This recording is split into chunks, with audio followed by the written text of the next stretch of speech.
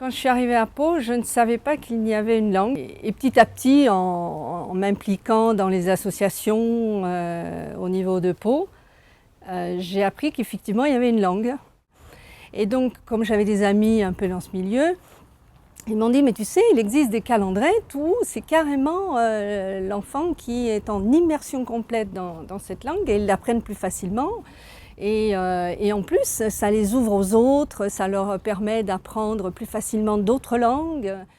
Je trouve que c'est une richesse. Bon, déjà, mes enfants ont été bilingues quand ils sont arrivés à la Calandrette, puisque je suis d'origine espagnole et je ne leur ai parlé qu'en espagnol depuis leur naissance jusqu'à 3 ans.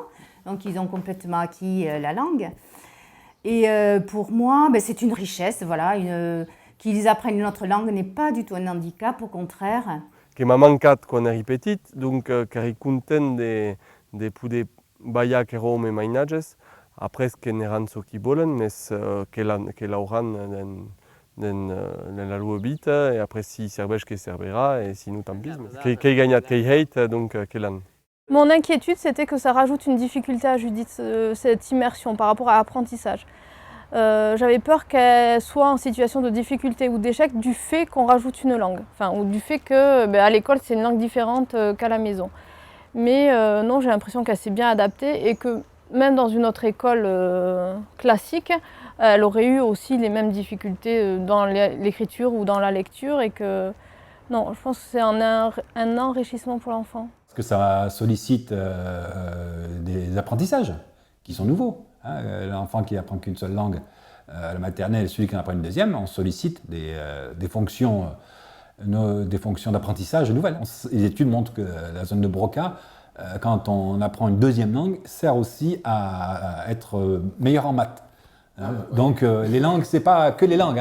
Quand on sollicite comme ça le cerveau, c'est tout bénef. Le fait que ça soit en immersion et le fait aussi que ça soit des classes à 2 niveaux et des petits groupes. Ça, je trouve ça intéressant, le fait que ça soit toujours par 2 niveaux, parce qu'à un moment donné, on est plus petit ou à un moment donné, on est plus grand, mais ça crée des liens aussi dans les classes et dans l'école. Chercher une pédagogie alternative aux pédagogies traditionnelles, la pédagogie qui est employée et qui est utilisée dans cette école. Le côté participatif et collaboratif nous intéressait. Moi, ce qui m'a plus intéressé, c'était effectivement la méthode Freinet, les méthodes pédagogiques. Ça m'a beaucoup plu, l'enfant évolue à son rythme. Tranquille, pas tranquillement, mais il évolue à son rythme, pas de notation comme dans les autres écoles, voilà, ça m'a beaucoup plu pour évaluer les élèves. Et effectivement, on a incité les autres enfants à aider celui qui a le plus de difficultés.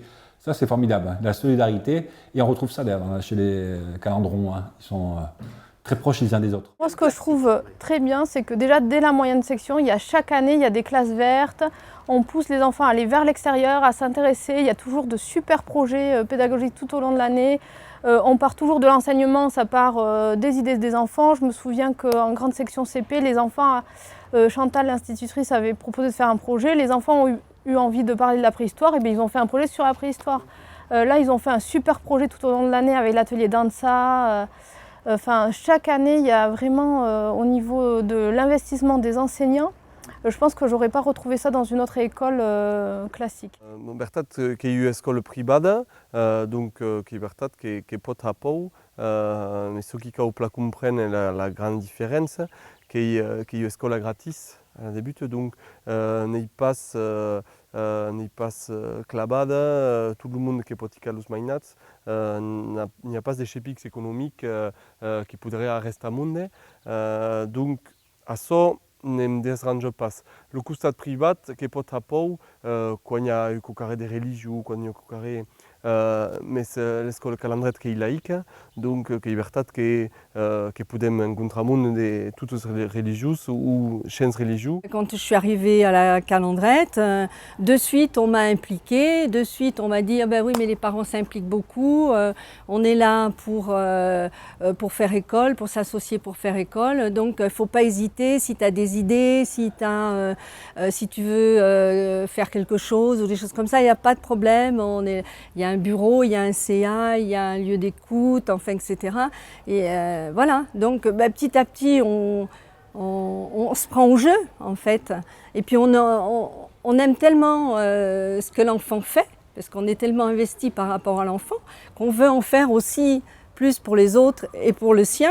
Donc eh bien, forcément, on s'ouvre aussi au milieu associatif. L'implication globale de tous les parents, si tout le monde participe un petit peu, ce n'est pas une charge énorme.